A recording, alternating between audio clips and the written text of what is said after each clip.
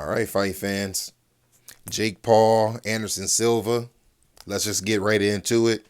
You all know who these guys are. Anderson Silva, UFC legendary fighter against the young Jake Paul, the YouTuber turned professional boxer. Jake Paul wins by unanimous decision.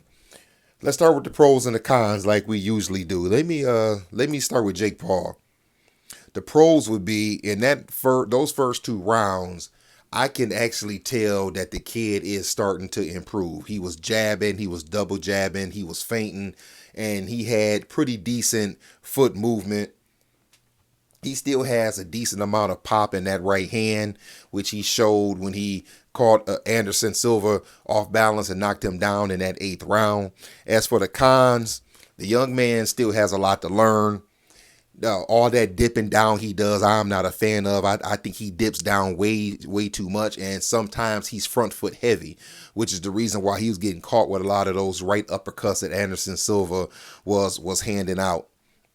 As for Anderson Silva, the pros would be at 47. That's a pro right there, just getting in the ring with anybody to fight, especially a young man, 22 years, your junior. I thought that he did a good job with that right uppercut when they were in clinches. He got separation with the right uppercut. I thought he did a good job of looping the left hand, and I thought he had a decent jab. As for the cons for Anderson Silva, the cons that I think would be is that he should have did a little bit more of it when he had him in the clinch. Maybe went to the body a little more with that right uppercut and been a little more active. But how active do you really expect a 47-year-old to be? Let's talk about the fight a little bit. The first few rounds, they were a fill-out round, but they were much quicker rounds because remember, it's only 8 rounds. So I thought that Jake Paul was trying to figure Anderson Silva out, but he moved a whole lot quicker.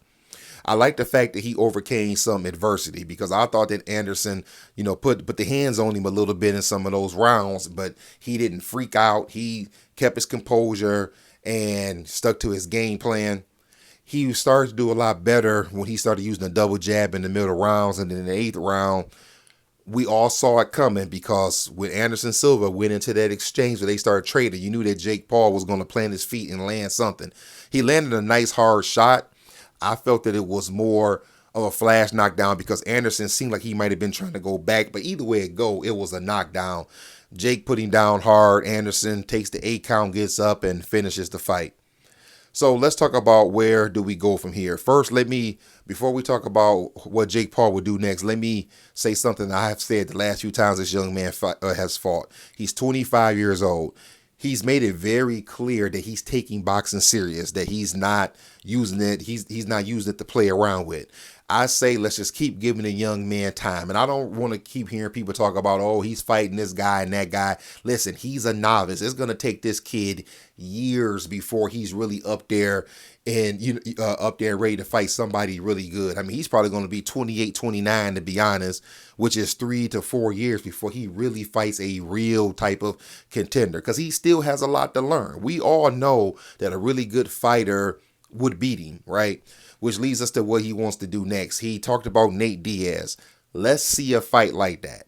Let him get into the ring with another UFC fighter or another older boxer or another novice boxer so he can build his skills up. Now, him talking about Canelo, come on now. We know that that's not the type of smoke that he wants right now. He is, I'm going to say, never years away from fighting Canelo Alvarez. I don't even care if Canelo went up to cruiserweight to fight him. That's not a fight that he can win, and he doesn't want that type of trouble. He needs to stick with the Nate Diaz's we called out and that kid slips my mind, the Fury cousin, Tommy Fury. That's his name. He needs to stick to fights like that and try to get those guys in the ring and fight those guys and keep getting his experience. Listen, I have no issue with what the kid is doing. He said he's taking boxing serious. He's training. You can tell that he's improving. Let him keep fighting these type of guys until he can, build himself up, build his skills up. But what did you think about it, fight fans? Did you watch the fight? And if you did you like it? Are you a fan of Jake Paul and what he's trying to do? trying to be a serious boxer one day. Did you pick him to win? Did you pick him to win by knockout? Did you pick him to win by decision? And what about Anderson Silva? He said he's gonna keep fighting, but I thought he said that he's gonna do like a jiu-jitsu tournament. To be honest, at 47, I didn't think Anderson Silva looked that bad. I mean, I really don't want to see a guy that age fighting, but he didn't really embarrass himself in my opinion. I mean, what do you expect a guy that age to do? But let me know what you think, fight fans. Give me a comment. Like, comment, subscribe, hit the notification bell so we can keep talking boxing. All right, it's been a full day of fights. That's all I got for now. Holla at y'all later.